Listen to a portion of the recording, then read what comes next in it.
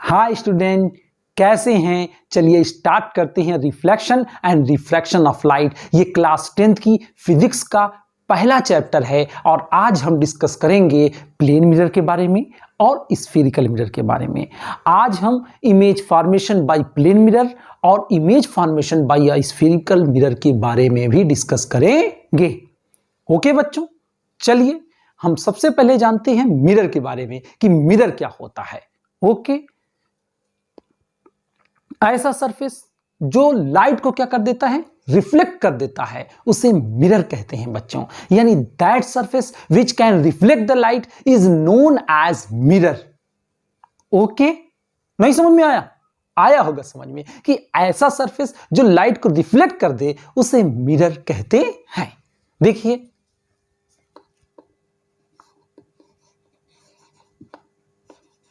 ये क्या है? मिरर। और मिरर को हम कै पार्ट में डिवाइड करेंगे? मिरर को हम डिवाइड करेंगे दो पार्ट में। मिरर को हम डिवाइड करेंगे कै पार्ट में? दो पार्ट में। एक पार्ट, पहला पार्ट हम क्या समझेंगे इसका? Plane mirror. कौन सा मिरर? Plane mirror. और इसके दूसरे पार्ट में हम समझेंगे स्फेरिकल मिरर के बारे में।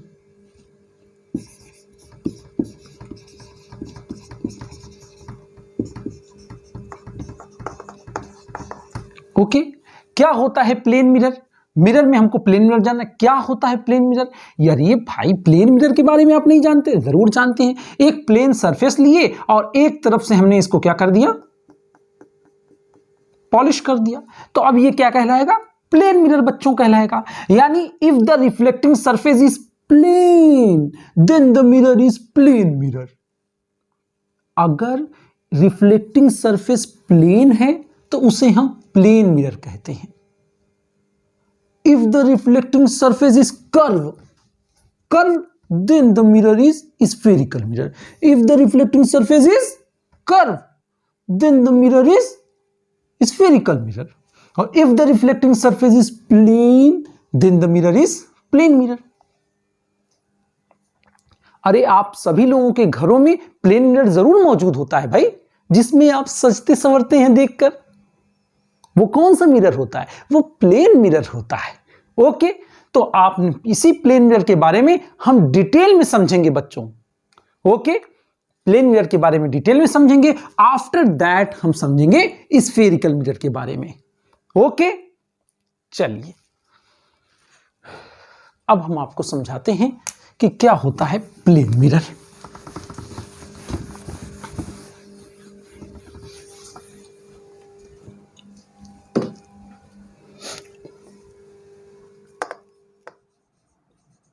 Image formation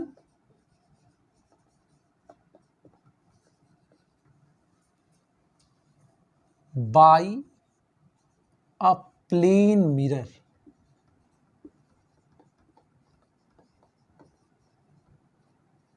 okay, image formation by a plane mirror. इसमें सबसे पहले देखिए हम एक क्या करते हैं, एक प्लेन मिरर ड्रॉ कर ले रहे हैं।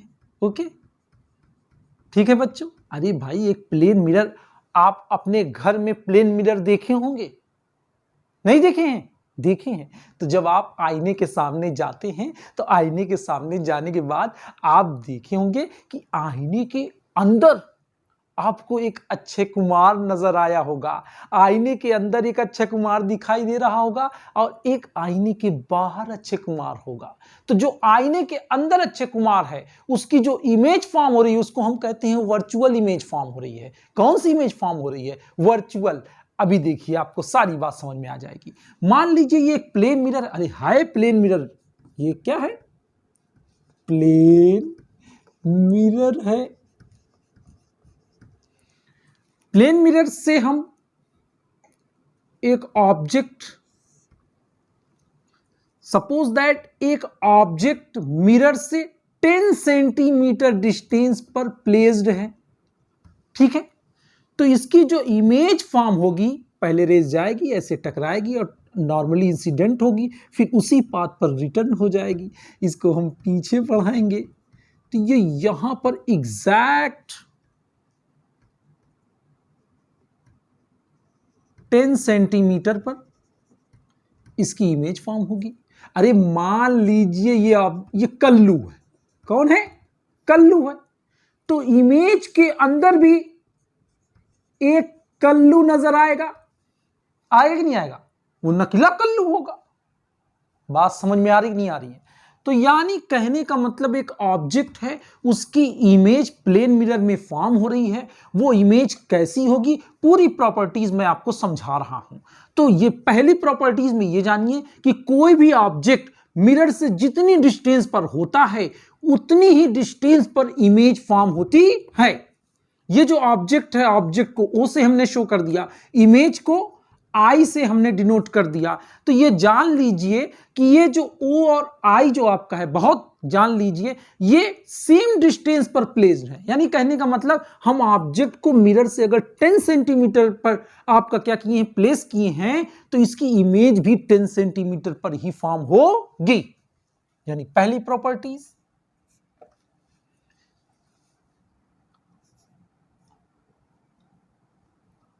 Object distance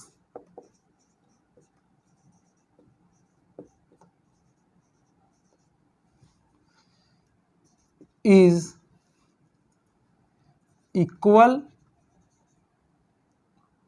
to the image distance. Okay, object distance mirror से ऑब्जेक्ट तक की डिस्टेंस को कहते हैं, उसे u से डिनोट करते हैं। यहां u कितना सेंटीमीटर है? 10 सेंटीमीटर। और मिरर से इमेज तक की डिस्टेंस को हम v से डिनोट करते हैं। यानी v भी क्या सेंटीमीटर है? 10 सेंटीमीटर है। ये जितनी डिस्टेंस पर ऑब्जेक्ट है उतनी डिस्टेंस पर इमेज है। यानी हम कह सकते हैं u is equal to v। पहली प्रॉपर्टी समझ में आई। दूसरी देखिए, इसकी कैरेक्टरिस्टिक्स में हम नंबर 2 देखते हैं। नंबर 2 में आप जानिए क्या है। ये मान लीजिए कल्लू, मान लीजिए कल्लू 5 फीट का है। कितना है? 5 फीट का है। तो जो उसकी इमेज फॉर्म होगी वो भी कै फीट की होगी? अरे भाई वो भी 5 ही फीट की होगी। ओके बच्चों, यानी मेरा कहने का मतलब ये है कि अगर ऑब्जेक्ट मान लीजिए कल्लू 5 फीट का है, तो बिहाइंड द मिरर, मिरर के अंदर कल्लू की इमेज भी कै फीट की होगी? 5 फीट की होगी। ओके, कहानी समझ में आ रही है? यानी size of the object is equal to the size of the image. यानी जो ऑब्जेक्ट की साइज होती है वही इमेज की भी साइज होती है। किसमें? प्लेन मिरर में। भूल मत जाइएगा, किसमें? प्लेन मिरर में। ओके, चलिए, तो number 2, size of the object. ठीक, कुछ भी मान सकते हैं। साइज ऑफ द ऑब्जेक्ट बहुत सी बुक में H1 मांगते हैं।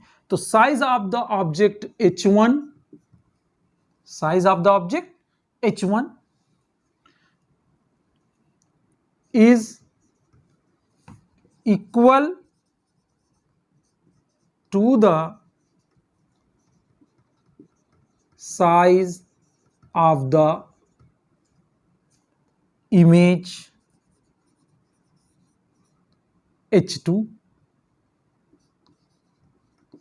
ठीक है, size of the object is equal to the size of the image H2। यानी यहां H1 is equal to H2। दोनों कितना सेंटीमीटर है? 5 सेंटीमीटर। इसलिए यहां पर दोनों की हाइट क्या है? सेम है। दूसरी प्रॉपर्टी समझ में आई? आई, बिल्कुल आई होगी। तीसरी प्रॉपर्टीज जान लीजिए, नंबर 3। नंबर 3, इमेज कैसी फॉर्म हो रही है? तो जान लीजिए behind the mirror image form हो रही है। Behind the mirror image form हो रही है। तो कभी भी बिहाइंड द मिरर जो इमेज फॉर्म होती है वो वर्चुअल होती है। क्या होती है? वर्चुअल इमेज फॉर्म होती है बच्चों। ओके बच्चों, समझ में आ रहा है? जाग के पढ़ो।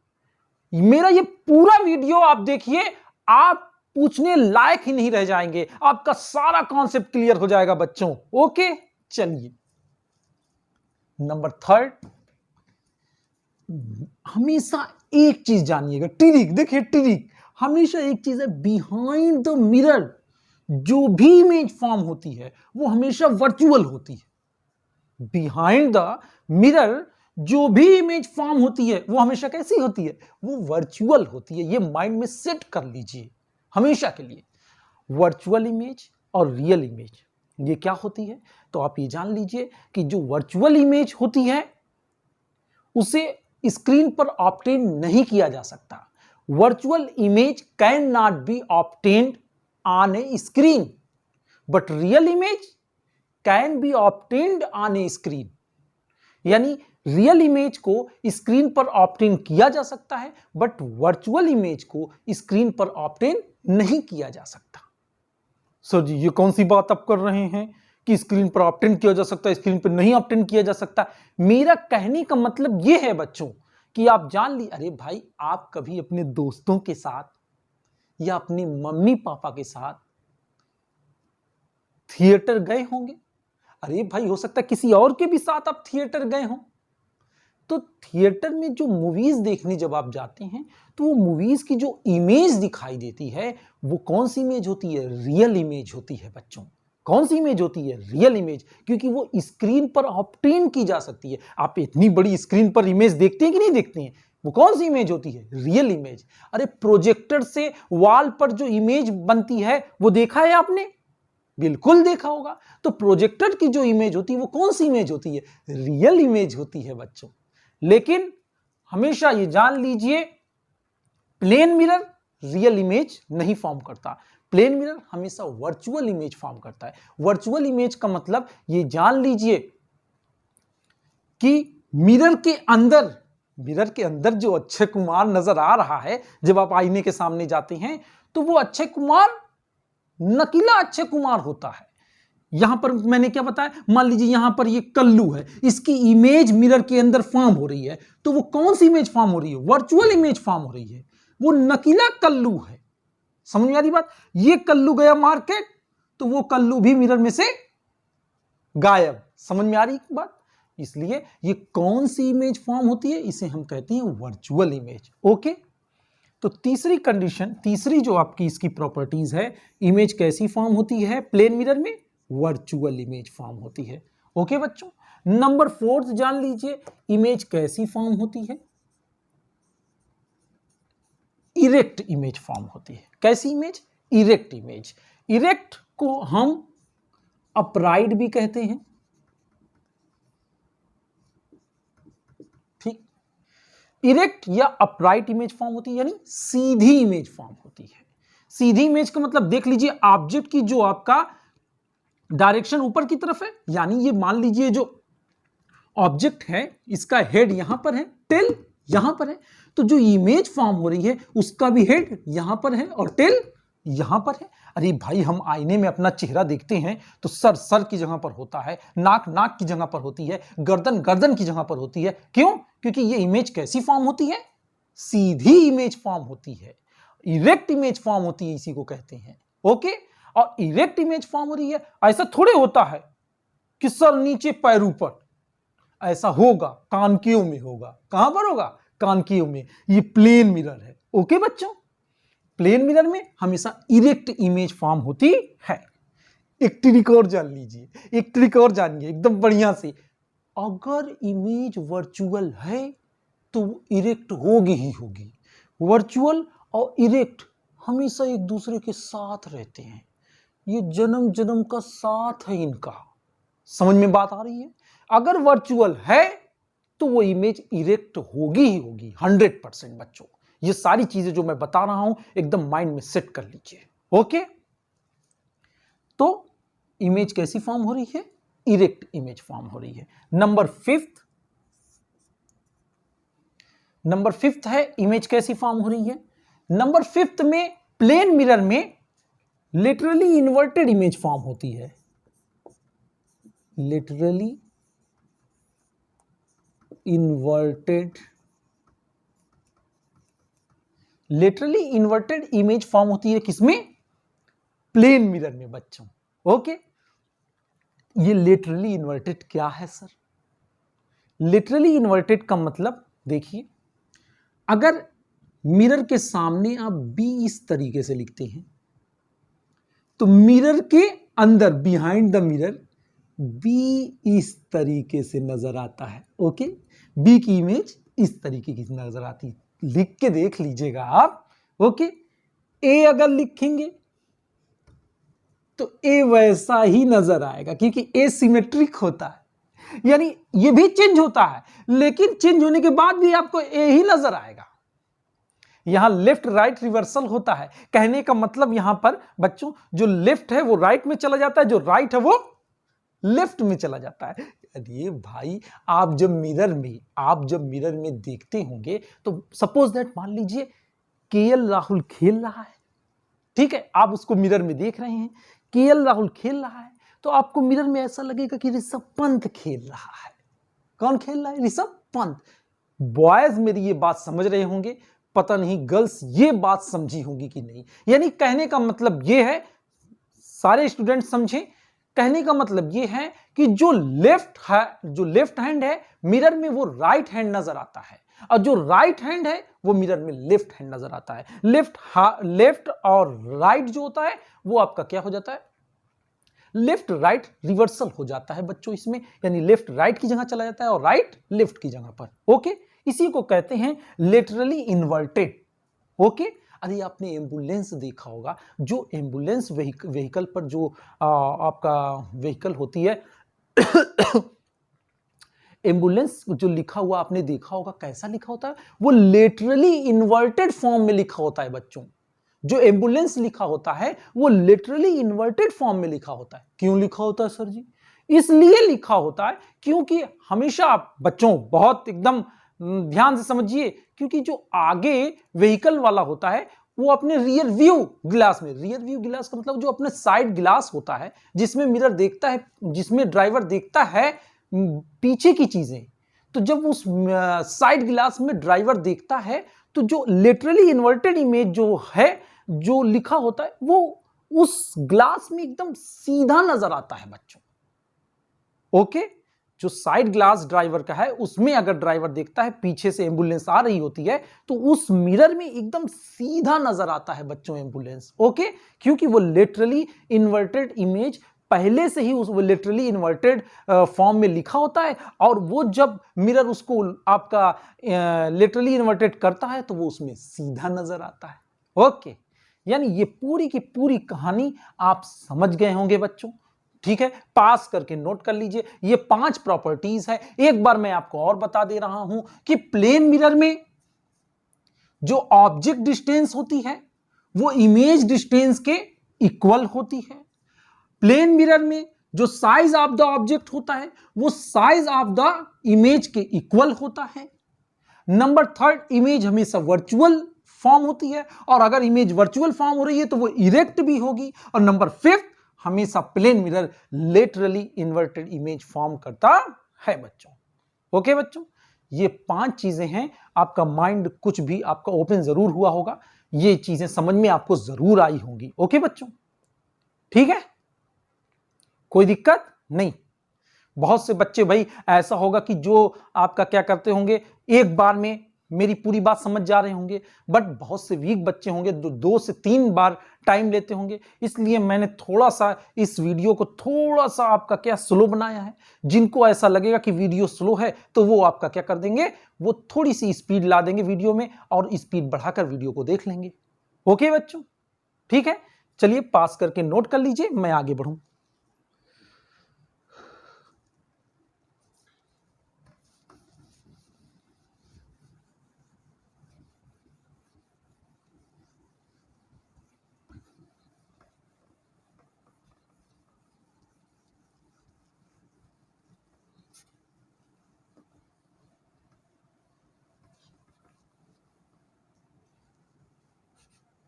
ओके बच्चों, चलिए अब हम जानेंगे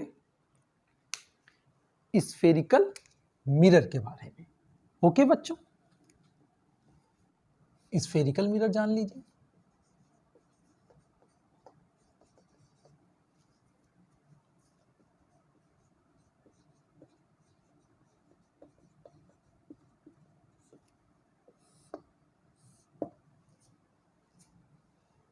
कि स्फेरिकल मिरर क्या होता है बच्चों। तो स्फेरिकल मिरर के बारे में आप जानते हैं, cut out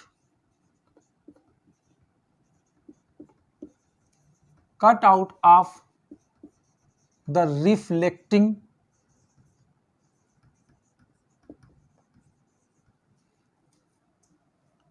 sphere, cut out of the reflecting sphere is known as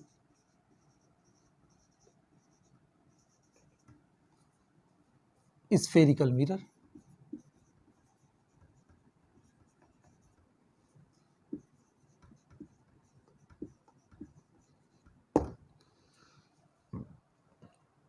okay बच्चों, ये क्या है? Spherical mirror. Cut out of the reflecting sphere is known as spherical mirror.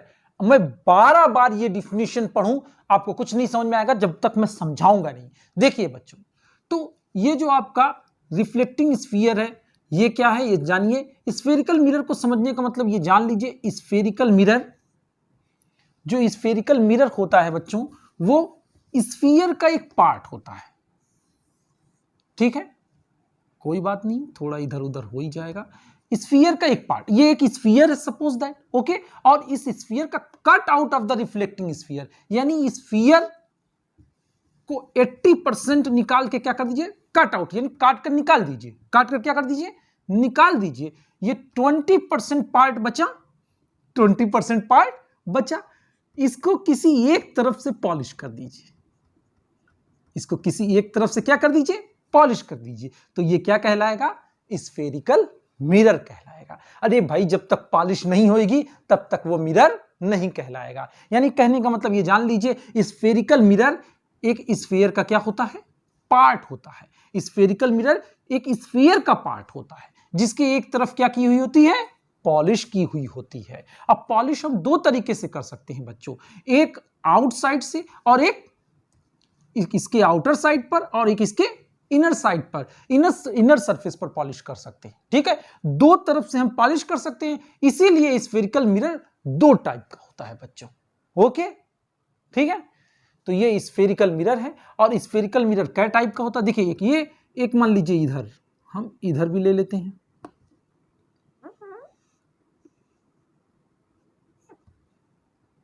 ठीक है, मान लीजिए इस तरफ पॉलिश कर लिए।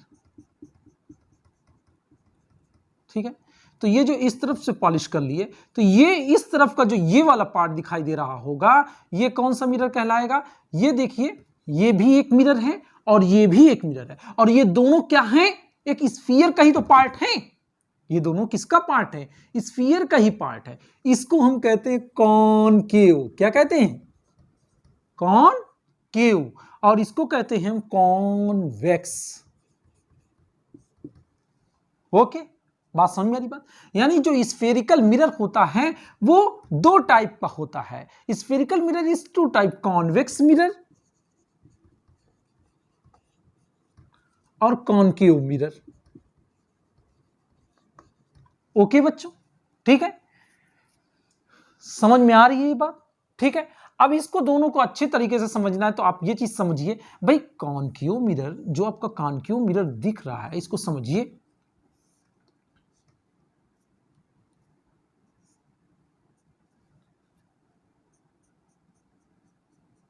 ठीक है, कॉनकेव मिरर में जो हमेशा जो आपका रेज जाएगी वो इस तरीके से जाएगी, केव के अंदर जाएगी, केव के अंदर जाएगी। जो लाइट रेज जाएगी वो केव के अंदर जाएगी, और जब केव में जाएगी, इसीलिए हम इसको कहते हैं कॉनकेव। क्या कहते हैं, कॉनकेव। और ये देखिए कॉन्वेक्स में क्या होगा, कॉन्वेक्स में लाइट जाएगी और इसकी बल्जिंग साइड से आपका जाके टकराएगी और टकरा के वापस लौटेगी। यानी देखिए, इसमें रेस जाएगी ऐसे, टकराकर इस डायरेक्शन में चली जाएगी। ठीक है, ऐसे टकराएगी, टकरा के इस डायरेक्शन में चली जाएगी। यानी कहने का मतलब, ये रेस जाएगी इसकी बल्जिंग साइड से, इसकी उभरी हुई साइड से टकराएगी और टकरा के वापस रिटर्न हो जाएगी। लेकिन जो कॉनकेव है वो रेस केव के अंदर जाती है। दिमाग में ये रेस किस में जाती है, केव के अंदर जाती है बच्चों। इसीलिए हम इसको कहते हैं कॉनकेव मिरर। ओके, इसमें रेस जाएगी, ऐसे टकराएगी, टकरा के वापस। ठीक है, तो तो ये हो गया, ये कौन सा मिरर है भाई?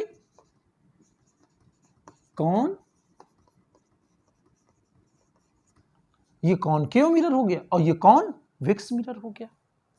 कोई दिक्कत? अरे भाई, या हमेशा जान लीजिए जो कॉनकेव होता है वो ऐसा होता है।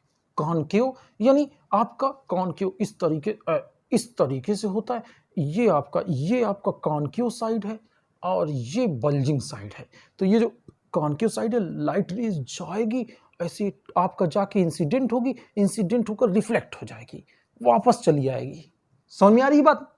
हाँ, लेकिन अभी यही तो ये किस में जा रही है? लाइट क्यू में जा रही। लेकिन अभी ये कॉनकेव नाराज हो गया, नाराज होकर मुंह मोड़ लिया। अब लाइट किस पर जाएगी? अब लाइट इसकी बल्जिंग साइड पर जाके इंसिडेंट होगी और इंसिडेंट होके वापस लौट जाएगी। समझ आ रही बात? तो अब ये कौन सा मिरर कहलाएगा? अब ये मिरर कहलाएगा कॉन्वेक्स मिरर, और इस कंडीशन में इधर पॉलिश की होगी। ओके, समझ में आया बच्चों?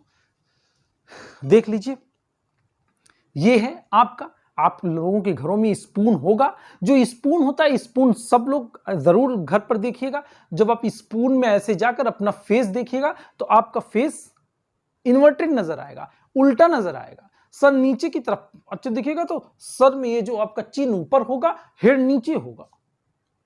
ठीक है, उल्टी इमेज फॉर्म होगी। ओके, क्यों? क्योंकि ये इस तरीके से कौन सा मिरर बनता है? कॉनकेव। देखिए, इधर बल्जिंग साइड है और ये क्यू में लाइट जा रही है। किस में जा रही है? क्यू में। इस तरीके से देख लीजिए, अगर लाइट ऐसे जाकर इसमें इंसिडेंट होगी, इंसिडेंट होके वापस, अगर आपका क्या होगी? इंसिडेंट होगी, इंसिडेंट होके वापस लौटेगी, तो ये कौन सा मिरर कहलाएगा? कॉनकेव। ओके, लेकिन अगर अब यही आपका ऐसी हो जाए, इस साइड पर जाकर आपका लाइट इंसिडेंट हो और इंसिडेंट होकर रिफ्लेक्ट हो जाए, इस पर लड़े, इस पर टकराए, टकरा के वापस हो जाए, तो इसे हम कौन सा मिरर बोलेंगे? Convex mirror. ओके, समझ में आ रही बात? इस साइड से कॉनकेव मिरर और इस साइड से कॉन्वेक्स मिरर। समझ में आया? ओके। आज दिक्कत है कुछ। तो कॉनकेव और कॉन्वेक्स, आई होप कि आपको समझ में आया हो कि कॉनकेव मिरर कैसा होता है, कॉन्वेक्स। इन दोनों को डिफाइन करेंगे तो किस तरीके से करेंगे? If the reflecting surface is concave then the spherical mirror is concave mirror. If the reflecting surface is convex then the mirror is convex mirror. Okay, बस ऐसे ही कह देना है। ठीक है, ये देखिए, पास करके नोट कर लीजिए, फिर मैं कॉनकेव कॉन्वेक्स को भी डिफाइन कर दूं। मुझे तो नहीं लग रहा कि कोई जरूरत है। मैं बोल रहा हूं, आप मेरी ये आवाज सुनकर उसको नोट कर लीजिएगा। कॉनकेव क्या? If the reflecting surface is concave. Reflecting surface का मतलब समझिएगा, आप वो सरफेस जिस तरफ से लाइट जा रही है, टकरा के वापस लौट रही है। ये इस तरफ से मत समझिएगा, इस तरफ वाला सरफेस, इसको कहते हैं रिफ्लेक्टिंग सरफेस, क्योंकि इसी सरफेस पर जाके टकरा रही है और टकरा के वापस आ रही है। ओके, तो if the reflecting surface is concave then the spherical mirror is concave mirror, और if the reflecting surface is convex, ठीक है, उभरा हुआ है, अगर रिफ्लेक्टिंग सरफेस उभरा हुआ है, कॉन्वेक्स है, तो हम उसे क्या कहेंगे? कॉन्वेक्स मिरर कहेंगे। ओके, समझ में आ रही है बात? चलिए इरेज करते हैं।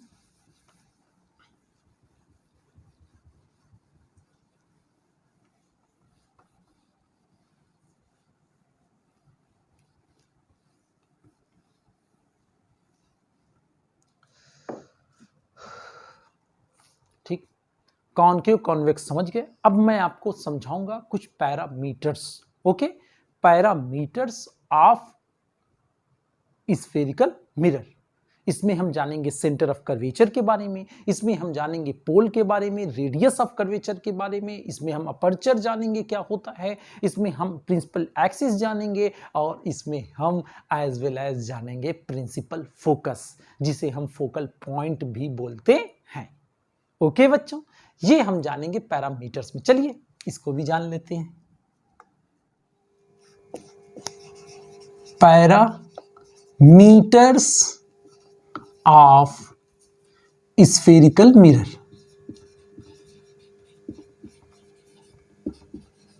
अब हम जानेंगे पैरामीटर्स ऑफ स्फेरिकल मिरर, यानी स्फेरिकल मिरर के कुछ पैरामीटर्स। उसमें नंबर फर्स्ट हम जानेंगे सेंटर ऑफ कर्वेचर के बारे में। सेंटर ऑफ कर्वेचर के बारे में। सेंटर ऑफ कर्वेचर क्या होता है बच्चों? सेंटर ऑफ कर्वेचर जिस स्फीयर से मिलकर, बहुत ध्यान से जानिए, सेंटर ऑफ कर्वेचर क्या होता है? स्फेरिकल मिरर जिस स्फीयर से मिलकर बना होता है उसके सेंटर को ही कहते हैं हम सेंटर ऑफ कर्वेचर। अब फिर से आप जानिए, centre of curvature is the centre of sphere of which mirror is a part. यानी सेंटर ऑफ कर्वेचर किसे कहेंगे बच्चों? यानी स्फेरिकल मिरर जिस स्फीयर से मिलकर बना होता है उस स्फीयर के सेंटर को ही कहते हैं सेंटर ऑफ कर्वेचर। ठीक है, तो पहले हम इसको लिख लेते हैं सेंटर ऑफ कर्वेचर को। Centre of curvature is the center of sphere of which mirror is a part.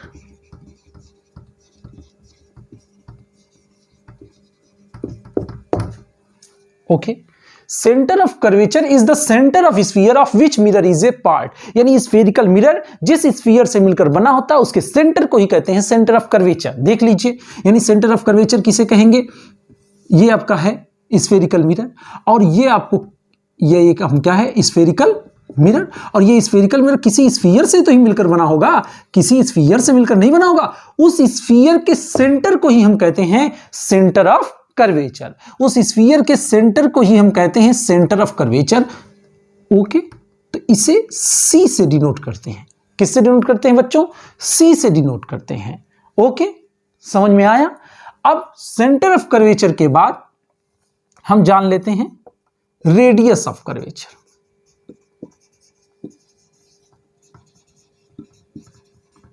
कि रेडियस ऑफ कर्वेचर सेम उसी तरीके से हम इसको डिफाइन कर लेते हैं। Radius of curvature is the radius of sphere of which mirror is a part. Okay, यानी रेडियस ऑफ कर्वेचर क्या होता है? Radius of curvature spherical mirror जिस स्फीयर से मिलकर बना होता है उसकी रेडियस को ही हम कहते हैं रेडियस ऑफ कर्वेचर। नहीं समझ में आया? एक बार और सुनो। स्फेरिकल मिरर जिस स्फीयर से मिलकर बना होता है उस स्फीयर की रेडियस को ही कहते हैं radius of curvature. Spherical mirror जिस स्फीयर से मिलकर बना होता है उस स्फीयर की रेडियस को ही कहते हैं रेडियस ऑफ कर्वेचर। ये होगा बच्चों पोल। अब थर्ड नंबर पे आप पोल ही की डिफिनेशन जानने वाले हैं। अब हम पोल और सेंटर, देखिए इसको दूसरे तरीके से भी डिफाइन किया जा सकता है कि the distance between centre of curvature to pole is known as radius of curvature. The distance between centre of curvature to pole is known as radius of curvature. हम इस तरीके से भी जान सकते हैं। समझ में आ रही है बात? और रेडियस ऑफ कर्वेचर को डिनोट किससे करते हैं? It is represented by R. ठीक है, इसे आर से रिप्रेजेंट करते हैं। तो centre of curvature, radius of curvature, दो चीज आप समझ गए। अब आप जानिए पोल के बारे में कि पोल क्या होता है।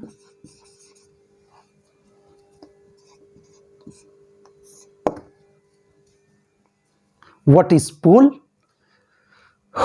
तो व्हाट इज पोल तो आप कह सकते हैं the mid point of the spherical mirror is known as pole. The mid point of the spherical mirror is known as pole. यानी spherical mirror, the mid point of spherical mirror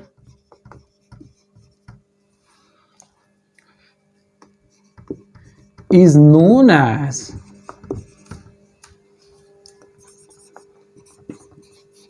pole. It is denoted by P.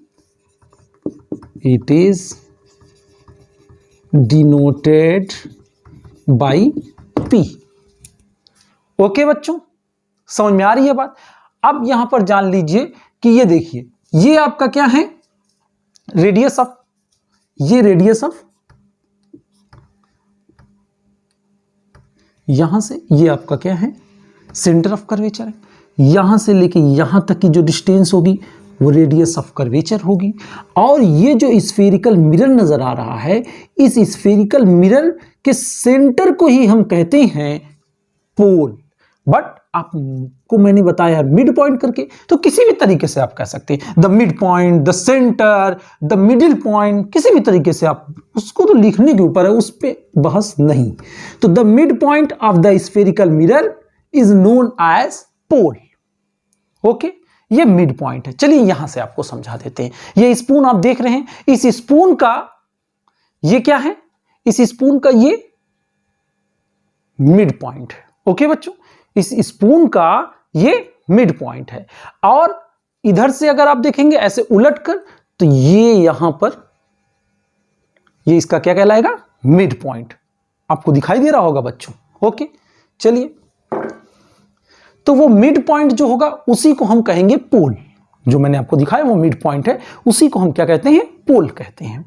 तो ये पोल की बात हो गई। अब हम क्या जानेंगे, पोल भी जान गए, रेडियस ऑफ कर्वेचर भी आपको समझ में आ गया, सेंटर ऑफ कर्वेचर भी आपको समझ में आ गया। अब हमें नेक्स्ट जानना है प्रिंसिपल एक्सिस। ठीक है ना। तो प्रिंसिपल एक्सिस क्या होता है, तो प्रिंसिपल एक्सिस के बारे में इसको थोड़ा सा आप पॉज करके नोट कर लीजिए, मैं इरेज करके आपको प्रिंसिपल एक्सिस समझाऊं। ओके, ठीक है, इसको मैं इरेज कर रहा हूं बच्चों।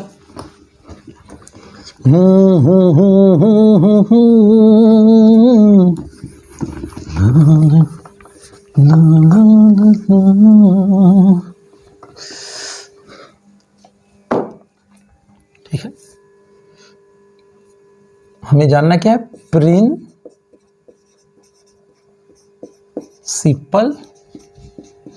एक्सिस। क्या जानना है, principal axis.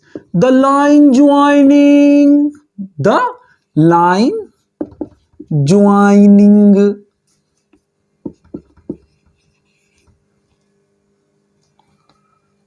Centre of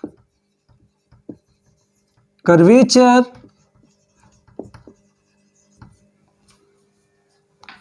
and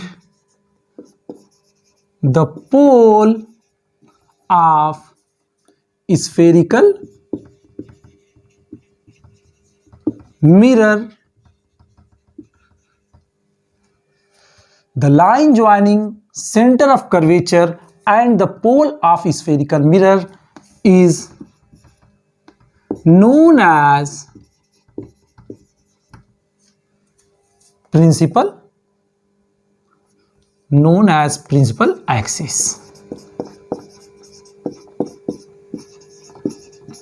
bore तो नहीं हो रहा है, मैं डिफिनीशन लिख रहा हूं, नहीं ना, एकदम जागते रहिए। ठीक है, तो ये प्रिंसिपल एक्सिस, ये देखिए, ये आपका क्या है, ये है स्फेरिकल मिरर। ये है एक स्फेरिकल मिरर।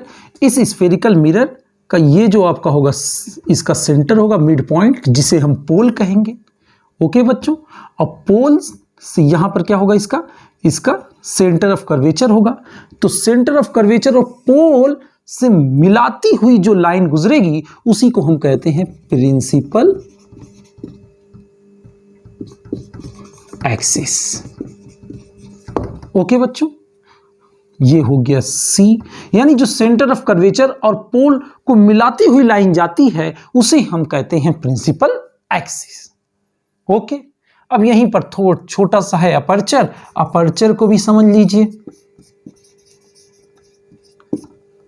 कि अपर्चर क्या होता है। Okay, the diameter of reflecting surface of a spherical mirror is known as aperture. ठीक है, यानी ये डायमीटर, ये यहां से लेके यहां तक की ये जो डिस्टेंस है, ठीक है, इसे हम क्या कहते हैं, स्फेरिकल मिरर की डायमीटर कहते हैं, इसी को अपर्चर कहा जाता है। ओके, उम्मीद करता हूं आपको समझ में आया होगा। ये है क्या, अपर्चर। इसी को हम कहते हैं diameter of reflecting surface of a spherical mirror is known as aperture. लिखना पड़ेगा, चलिए उसको भी लिख देता हूं। The diameter of reflecting surface of a spherical mirror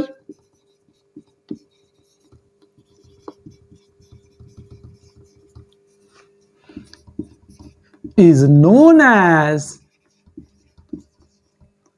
aperture। Okay बच्चों, समझ में आई बात। इसको शॉर्टकट में आप अपर्चर को इस तरीके से भी जान सकते हैं, size of the spherical mirror is known as aperture. ठीक है, size of the spherical mirror is known as aperture.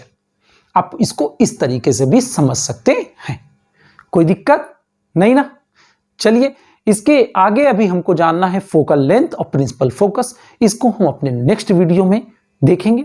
ठीक है, आपको ये वीडियो कैसा लगा ये आप जरूर बताइएगा, और अगर ये वीडियो अच्छा लगा है तो चैनल को सब्सक्राइब कीजिए, लाइक कीजिए, शेयर कर दीजिए और बेल आइकन को प्रेस कर दीजिए। Thank you very much.